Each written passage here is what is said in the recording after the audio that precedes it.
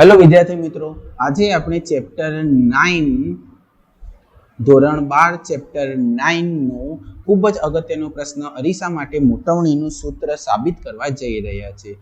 બોર્ડની પરીક્ષા માટે આ ખૂબ જ અગત્યનો પ્રશ્ન છે જે વારંવાર 2 માર્ક્સની અંદર પૂછાતો હોય છે।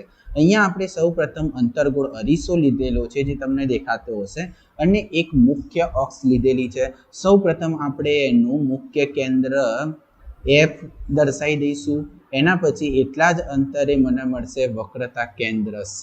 અહીંયા આપણે વસ્તુ અંતર દર્શાવીશું, વસ્તુ અંતર C થી દૂર થોડે મૂકીશું।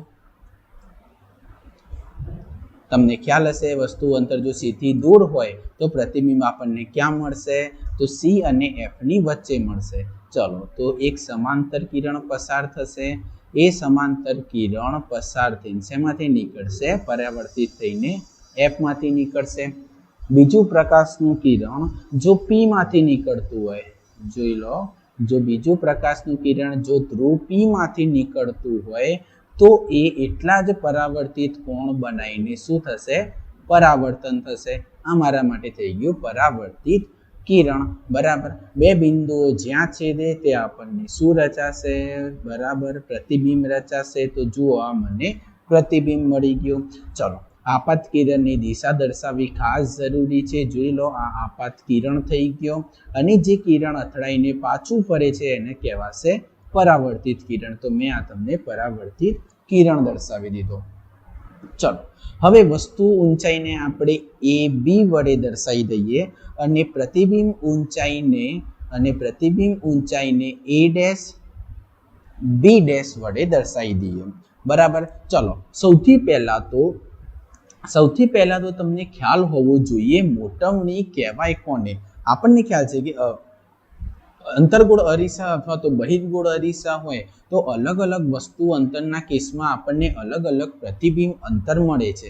બરાબર, પણ મોટવણીની પ્રોપર વ્યાખ્યા શું થશે? તો મોટવણીની વ્યાખ્યા થશે પ્રતિબિંબની ઊંચાઈ। જોઈ લો, આપણા માટે આ શું છે? પ્રતિબિંબની ઊંચાઈ, જેને હું H ડેશ કહું છું, અને વસ્તુ ઊંચાઈ જેને કહેવાશે H।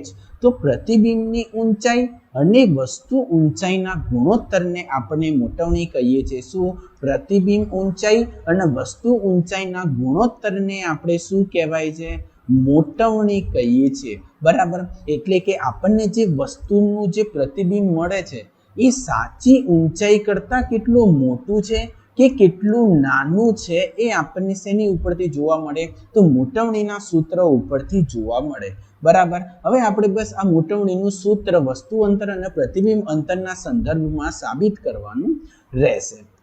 બરાબર, ચલો સૌપ્રથમ હાલ આપણે જેમ સૂત્ર પ્રમાણે સમજ્યા એમ મોટવણીની વ્યાખ્યા લખી દઈએ। શું થશે મોટવણી? અથવા તો અહીંયા લખવું હોય તો પણ લખી શકાય અરીસા માટે મોટવણી। અરીસા માટે મોટવણી। બરાબર, ચલો શું લખી કીધું તું મેં તમને વ્યાખ્યામાં? પ્રતિબિંબની ઊંચાઈ જેને શેના વડે દર્શાવતા હતા?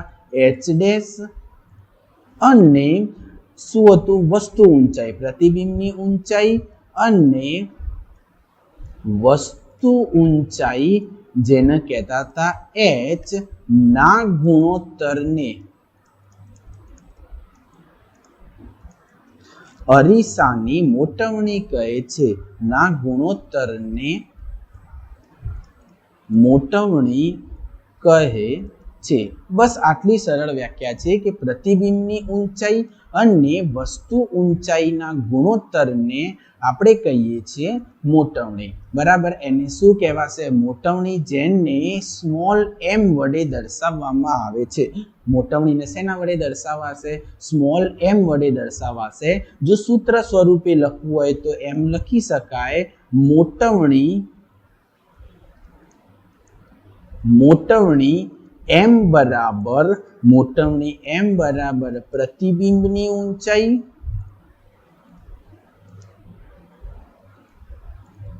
જે વ્યાખ્યા લખ્યું છે એના સૂત્ર પ્રમાણે લખવાનું છે। H ડેશ ભાગ્યા વસ્તુ ઊંચાઈ એચ બરાબર શું મળ્યું m is equal two h dash upon h બરાબર ચલો હવે આપણે મોટવણીના સૂત્રને વસ્તુ અંતર અને પ્રતિબિંબ અંતરના સ્વરૂપમાં દર્શાવવું છે બરાબર શું કરીશું તો મોટવણીના સૂત્રને વસ્તુ અંતર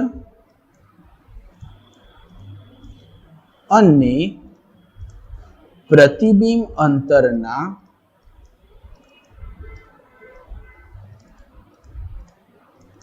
સ્વરૂપમાં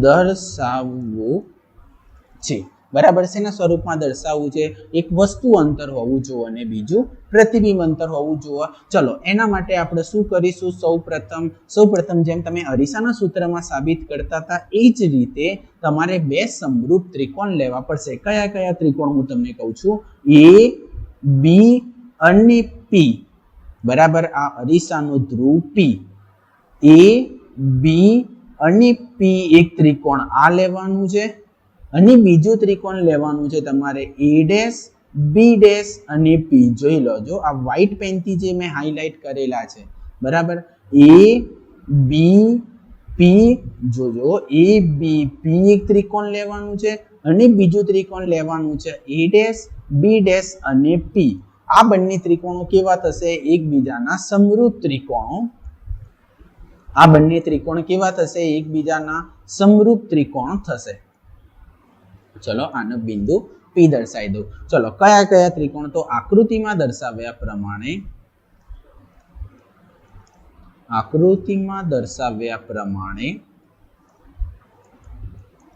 ત્રિકોણ એ બી પી અને ત્રિકોણ એ ડેશ બી ડેશ પી આકૃતિમાં ખાસ ધ્યાન રાખજો કયા કયા દર્શાવેલા છે ત્રિકોણ એ બી પી અને ત્રિકોણ એ ડેશ બી ડેશ પી શું થશે મારા માટે સમરૂપ ત્રિકોણ થશે સમરૂપ ત્રિકોણમાં આપણને ખ્યાલ છે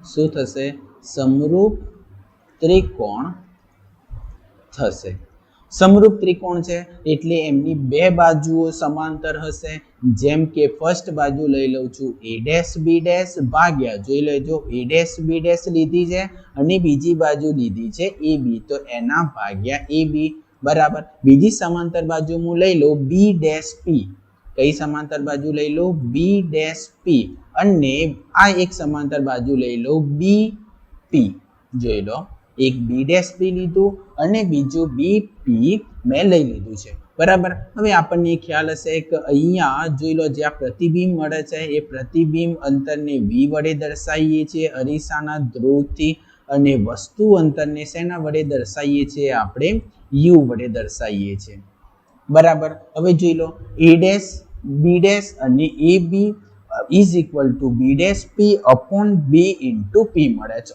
હવે આપણે શું એડ કરવાનું રહેશે બરાબર સંજ્ઞા પદ્ધતિ એડ કરવાની રહેશે સંજ્ઞા પદ્ધતિ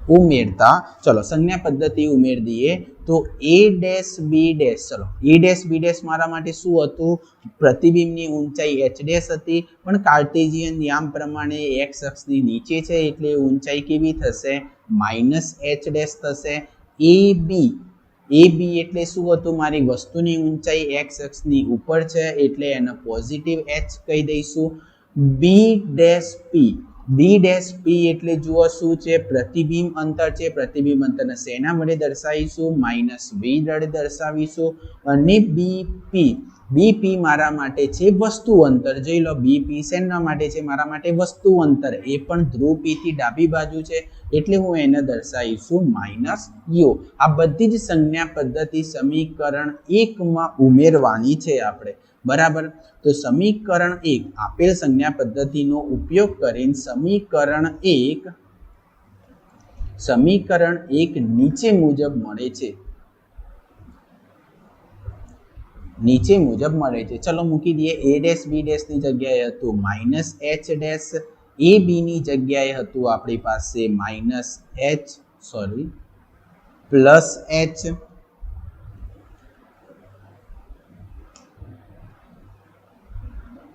is equal two b dash p ની જગ્યાએ હતું માઇનસ v અને bp ની જગ્યાએ હતું માઇનસ u. જો માઇનસ માઇનસ સાઇન પ્લસ થઈ જશે,